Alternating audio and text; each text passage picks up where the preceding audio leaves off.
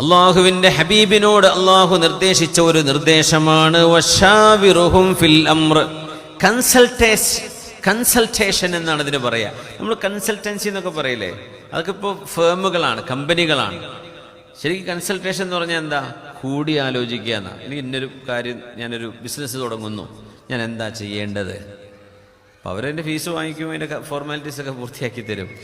മുസ്ലിമീങ്ങൾക്ക് ചെയ്തു കൊടുക്കേണ്ട, വിശ്വാസികൾ തമ്മിലുള്ള ബാധ്യതകളെ നബി സല്ലല്ലാഹു അലൈഹി വസല്ലം തങ്ങൾ പരിചയപ്പെടുത്തിയിടത്ത് നിങ്ങൾക്കൊരു ക്രൂഷ്യൽ ഒരു ഇഷ്യൂ വന്നാൽ, വലിയ പ്രധാനപ്പെട്ടൊരു വിഷയം, നിസ്സാര കാര്യങ്ങൾക്കൊന്നും ഒരാളെ വിളിച്ച് സമയം കളയാൻ പറ്റില്ല. ആ അഭിപ്രായം എന്താ ചോദിക്കുക, ഞാൻ ഇപ്പോൾ ചപ്പാത്തി കഴിക്കേണ്ടത്, ദോശ കഴിക്കണം, എന്താ വെച്ചാൽ കഴിച്ചോളൂ, അതൊക്കെ മഷൂറ ചെയ്യാൻ പറ്റുമോ? ക്രൂഷ്യൽ വിഷയങ്ങൾ, മോൾക്കൊരു കല്യാണാലോചന വന്നിട്ടുണ്ട്, ഇന്നതൊക്കെയാണ് ഇതിൻ്റെ വിഷയം, എന്താ വേണ്ടത്? ഞാൻ ഒരു ബിസിനസ്സിലേക്ക് ഇറങ്ങുകയാണ്, എന്താണ് അതിൻ്റെ മസാല? ഞാൻ ഇന്നാലിൻ്റെ ഒരു പ്രശ്നത്തിലാണ്, അല്ലെങ്കിൽ ഞാനും ഭാര്യയും തമ്മിൽ പ്രശ്നങ്ങളുണ്ട്, പിരിയണോ വേണ്ടയോ, നിങ്ങളുടെ അഭിപ്രായം എന്താണ്? എൻ്റെ പ്രശ്നങ്ങളൊന്ന് കേട്ടിട്ടൊരു അഭിപ്രായം പറഞ്ഞു തരൂ.